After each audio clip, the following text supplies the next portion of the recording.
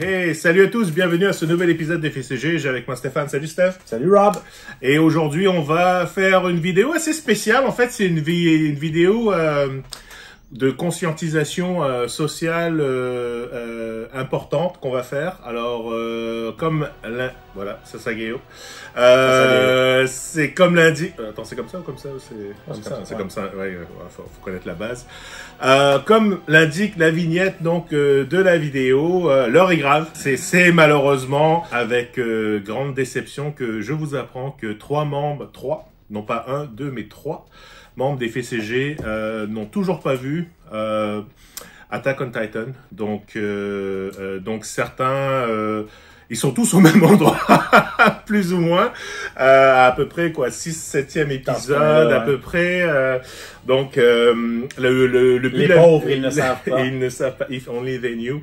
Le but de la vidéo aujourd'hui, vraiment, c'est peut-être qu'il y en a même d'autres d'entre vous parce que qui soit n'ont pas le temps, soit se disent est-ce que ça vaut vraiment la peine de regarder ça? Dans quoi est-ce que je vais m'embarquer? Qu'est-ce que je regarde? Est-ce que je regarde Attack on Titan ou je regarde The Acolyte?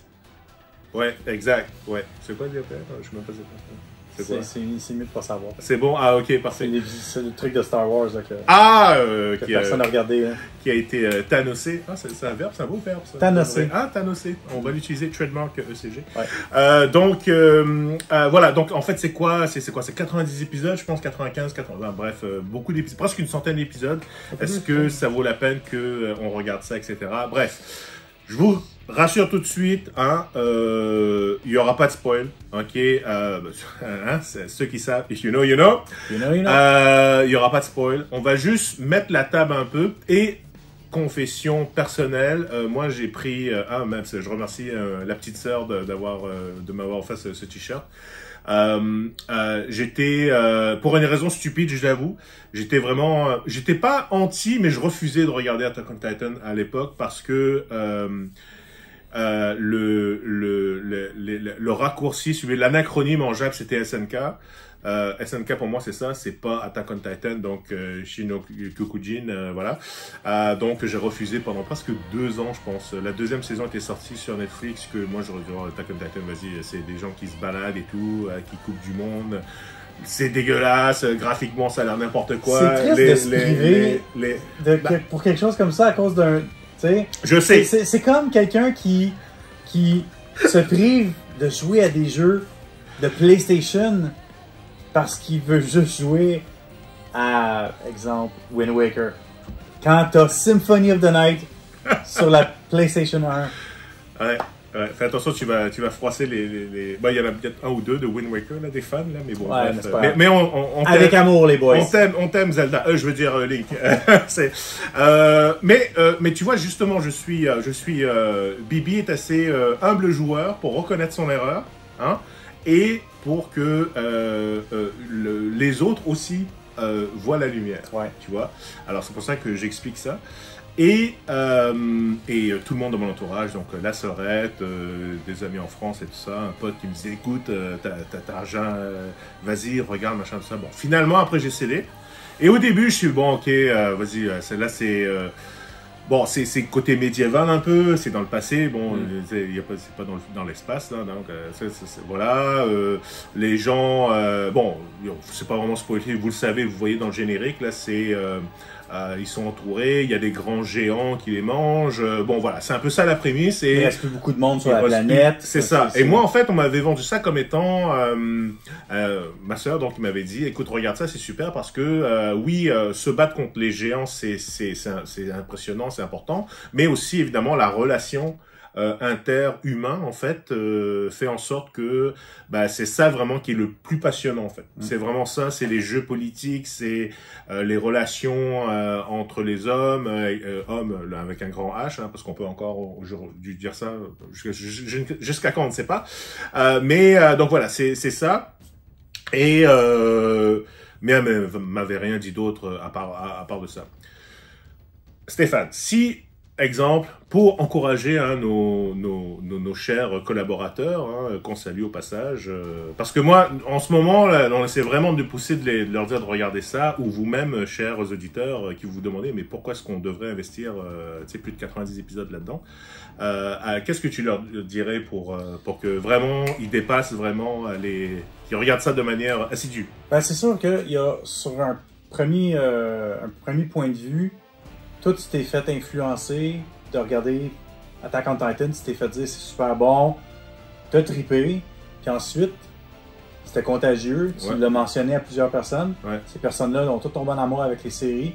Même principe pour moi, tu m'en as parlé, j'ai embarqué dedans à fond la caisse, les 4 ou 5 personnes à qui j'en ai parlé, maintenant, c'est eux autres qui sont complètement addicts, puis eux autres même, ils sont en train de le... Donc, il y a vraiment un effet contagieux. C'est vraiment très bon.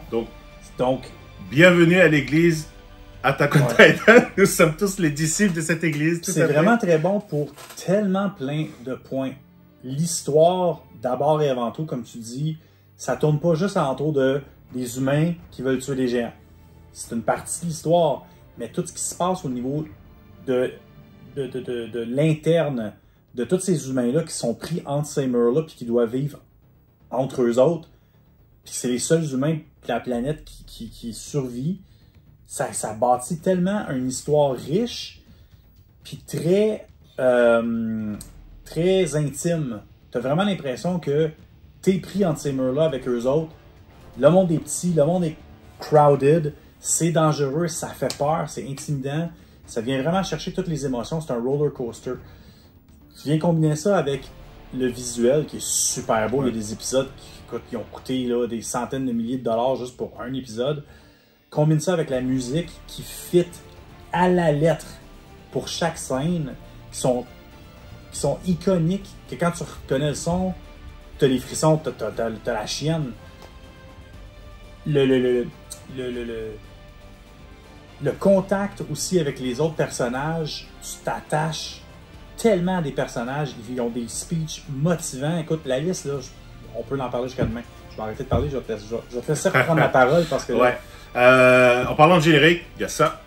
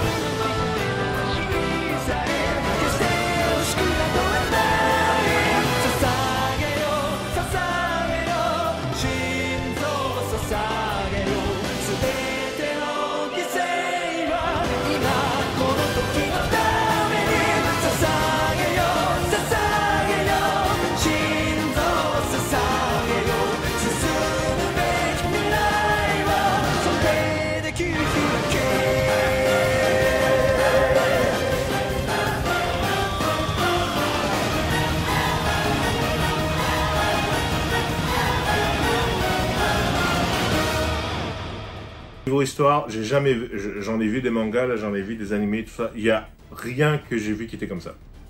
Et ça en dit long, là. Bah, écoute, je suis pas l'encyclopédie de l'animé.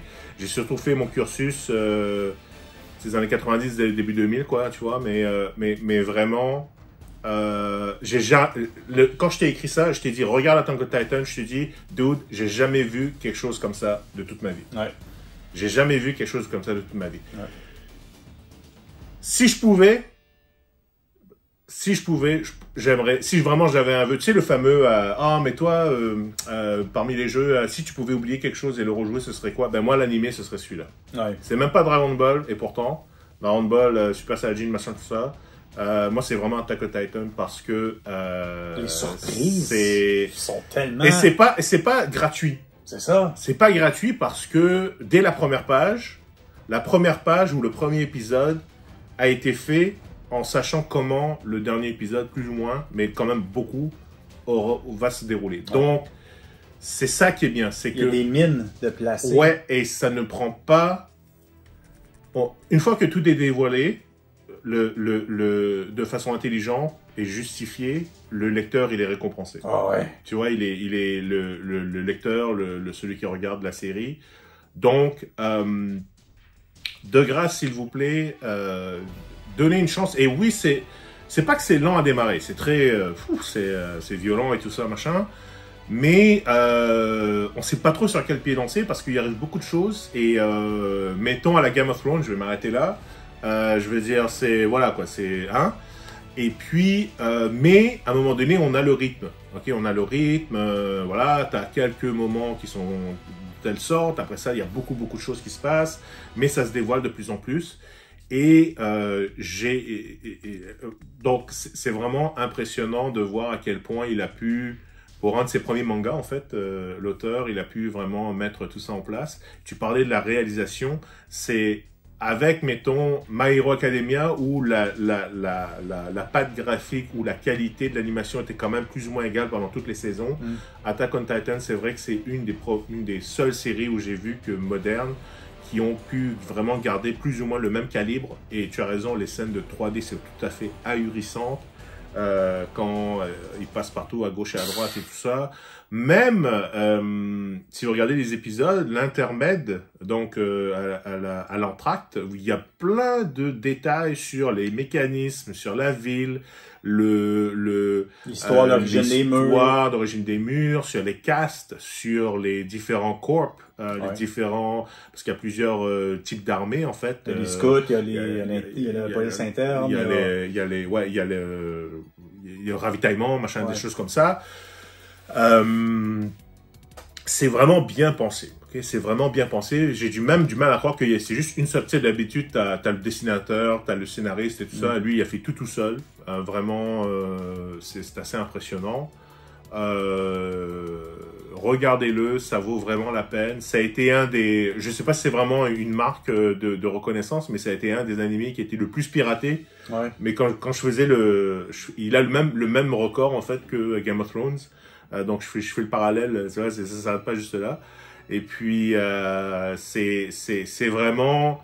tu sais, c'est pas une histoire d'amour gnangnan, dégueulasse. Bon, il y a un peu d'affection, machin, tout ça, mais... il y a énormément de thèmes philosophiques, mais sans trop te prendre la tête. C'est amené vraiment d'une façon très...